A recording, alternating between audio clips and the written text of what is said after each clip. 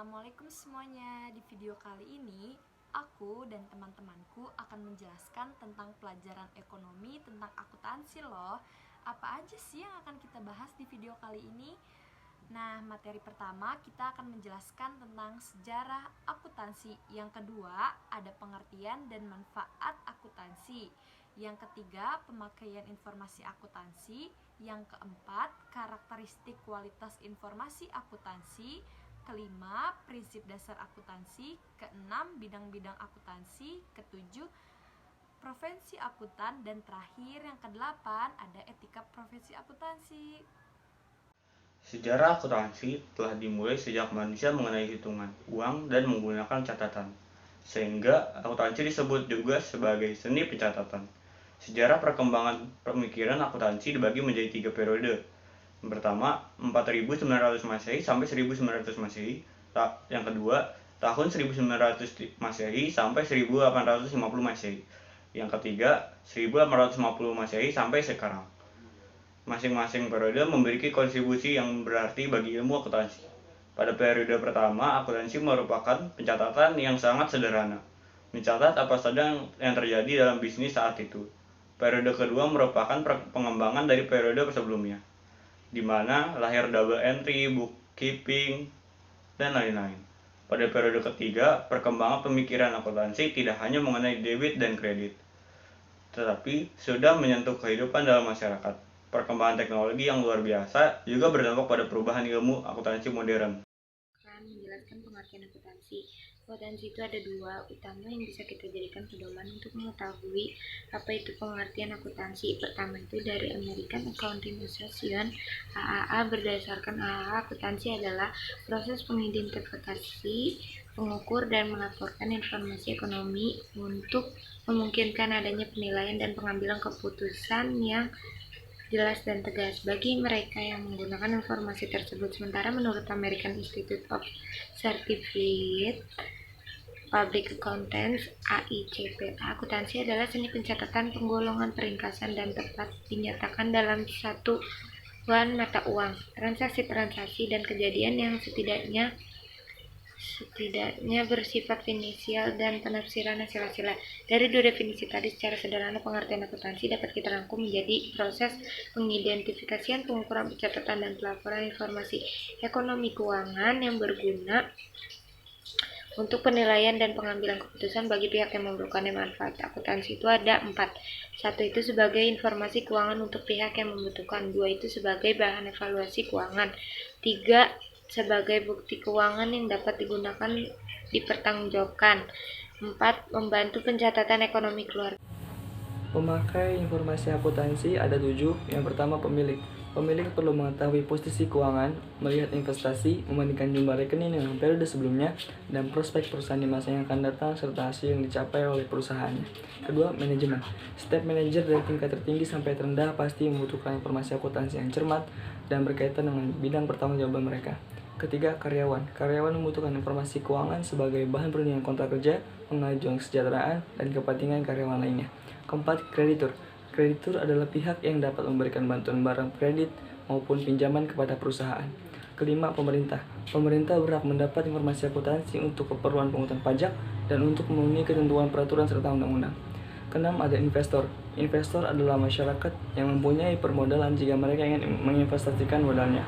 Mereka membutuhkan informasi keuangan perusahaan untuk mengukur kemampuan profitabilitas perusahaan atau prospek perusahaan di masa depan. Yang terakhir ada konsumen. Konsumen, partner bisnis perusahaan menggunakan informasi akuntansi dalam rangka evaluasi terhadap hubungan dagang atau usaha yang akan datang. Pada kesempatan kali ini, saya akan membahas mengenai karakteristik kualitas informasi akuntansi secara terperinci. Akuntansi secara terperinci terbagi menjadi 6, yaitu relevansi. Relevansi secara garis besar yaitu mengambil keputusan dalam bidang keuangan. Kedua, dapat diuji atau reliabilitasi, yaitu mencerminkan sumber daya perusahaan, transaksi, dan perputaran modal, serta lain-lain. Yang ketiga, yaitu dapat diverifikasi. Dapat diverifikasi oleh para akuntan-akuntan lainnya dengan cara melakukan metode yang sama, yaitu dapat diuji. Yang keempat, di sini terdapat ketepatan. Yang keempat, terdapat ketepatan waktu, yaitu seberapa cepat informasi yang dihasilkan oleh para pengguna informasi akuntansi. Lalu yang kelima, dapat dipahami, yaitu sejauh mana informasi tersebut dapat dipahami. Serta yang paling terakhir adalah komparatif. Komparatif dalam artian ini adalah kebijakan atau standarisasi yang digunakan oleh para akuntansi dari periode ke-1 ke periode yang lainnya.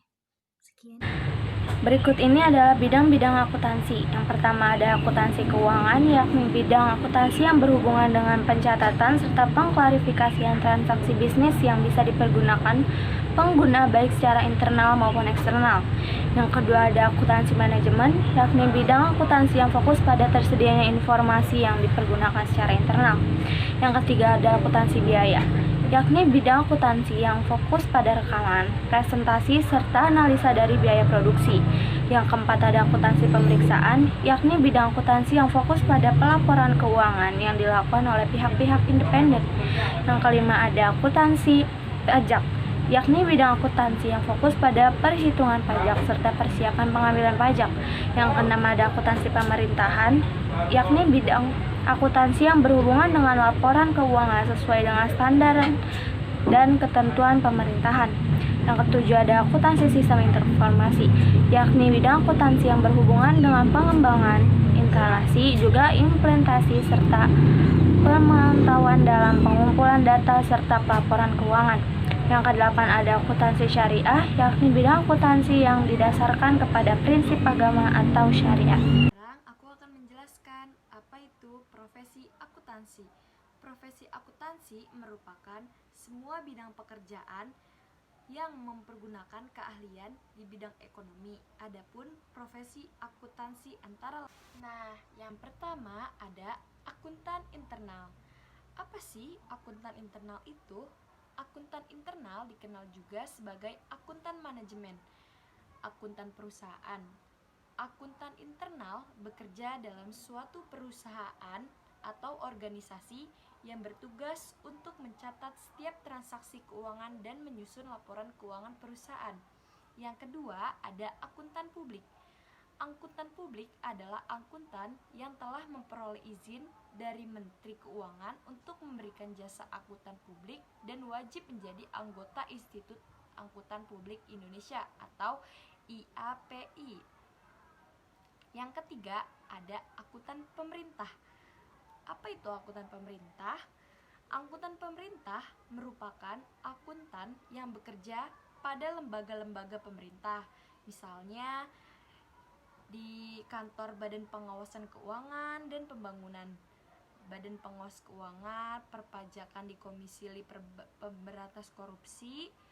Yang keempat, ada akuntan pendidikan. Akuntan pendidikan adalah akuntan yang bertugas dalam mendidik di bidang akuntansi, melakukan penelitian dan mengembangkan di bidang akuntansi, dan menyusun kurikulum di berbagai tingkat satuan pendidikan. Prinsip dasar etika profesi dalam bidang akuntansi. 1. Perilaku profesional. Setiap anggota harus berperilaku konsisten dengan reputasi profesi yang baik dan menjauhi tindakan yang dapat mendiskreditkan profesi. 2. Tanggung jawab profesi. Seorang akuntan dalam melaksanakan tanggung jawabnya sebagai profesional harus senantiasa menggunakan pertimbangan moral dan profesional terhadap semua kegiatan yang dilaksanakannya. 3. Standar teknis. Setiap kegiatan harus mengikuti standar teknis dan standar profesional yang relevan, sesuai dengan keahliannya dan dengan berhati-hati. Akuntan berkewajiban untuk melaksanakan penugasan dari penerima jasa selama penugasan tersebut sejalan dengan prinsip integritas dan objektivitas. 4. Kepentingan publik. Anggota akuntan profesional berkewajiban untuk bertindak dalam rangka pelayanan kepada publik, menghormati kepercayaan publik, serta menunjukkan sikap profesionalisme. Salah satu ciri dari profesi adalah penerimaan tanggung jawab kepada publik. Yang terakhir adalah integritas, yaitu yang kelima.